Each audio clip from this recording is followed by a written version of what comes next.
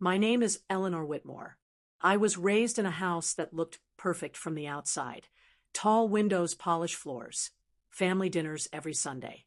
But inside, love always came with conditions. I still remember the night everything ended. Rain tapped hard against the windows while my suitcase lay open on the bed. Half packed, half abandoned, just like me. "You're making the biggest mistake of your life," my mother said coldly, arms folded. My father didn't even look at me. He just shook his head. "You can't survive alone," he added. "You've always needed us." Their words weren't new. I'd grown up hearing them. Too emotional, too weak, too dependent. But that night was different. Because this time, I wasn't asking for permission. "I'm not asking you to believe in me," I said quietly. "I'm asking you to let me try." My older brother laughed from the couch. "Try what?" "Failing faster." The room filled with mockery, but something inside me had already detached. For years, I had worked in my father's small logistics company. Unpaid, unrecognized, invisible. Every idea I gave was dismissed. Every achievement credited to someone else. Until the day I discovered he had promoted my brother, using a business strategy one had created. That was the moment I knew. If I stayed, I would disappear. So I left. No savings. No backup plan. Just one suitcase. And a fire they had accidentally lit inside me.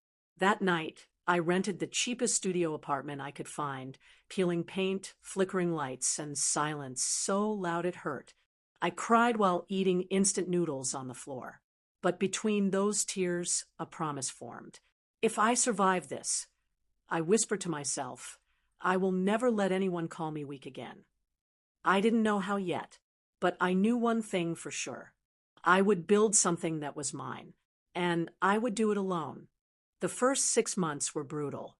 I worked 3 jobs. Morning, cafe cashier. Afternoon, freelance data entry. Night, warehouse inventory assistant. I slept 4 hours a day. Some nights, I cried from exhaustion. Other nights, from loneliness. There were moments I almost called home. But their voices echoed in my head. "You won't survive." So I refused to prove them right. During warehouse shifts, I noticed inefficiencies, delayed shipments, poor tracking, outdated systems. It reminded me of my father's business. And that's when the idea returned. Logistics optimization software. A system small companies could use to track inventory and deliveries affordably. I began building it at night. No investors, no team, just YouTube tutorials and stubbornness. I sold my jewelry to buy a second-hand laptop upgrade. I skipped meals to pay for software tools. Friends stopped calling.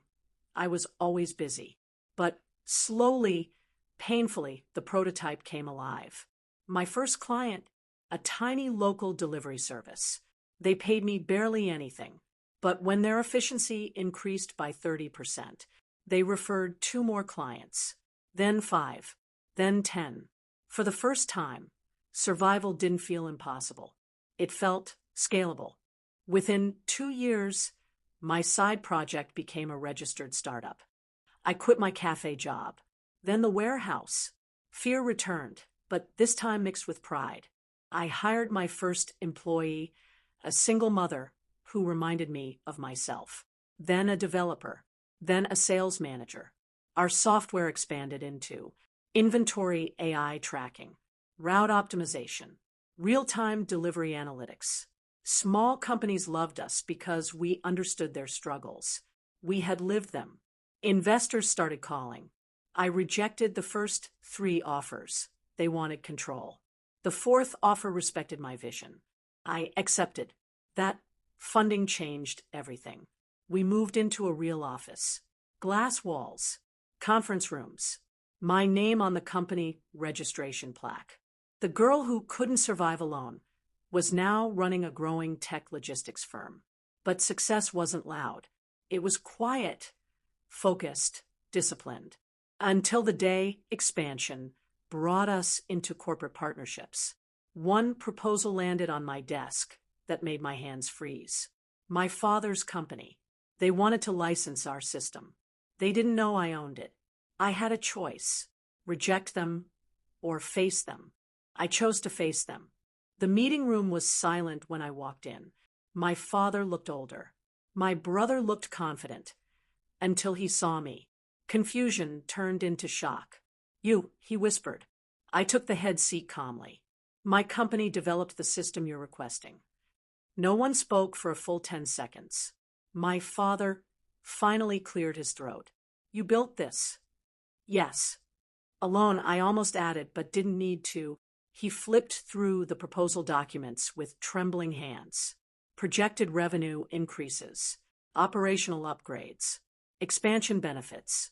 They needed my technology to survive modern competition. The same family that said I wouldn't survive now depended on me too. My brother leaned forward. "We should partner as family." I smiled politely. "This is business." I offered them a contract. Fair, but strictly professional. No discounts, no emotional favors. They signed because they had no choice. As I left the building, I realized something powerful. I hadn't come back for revenge.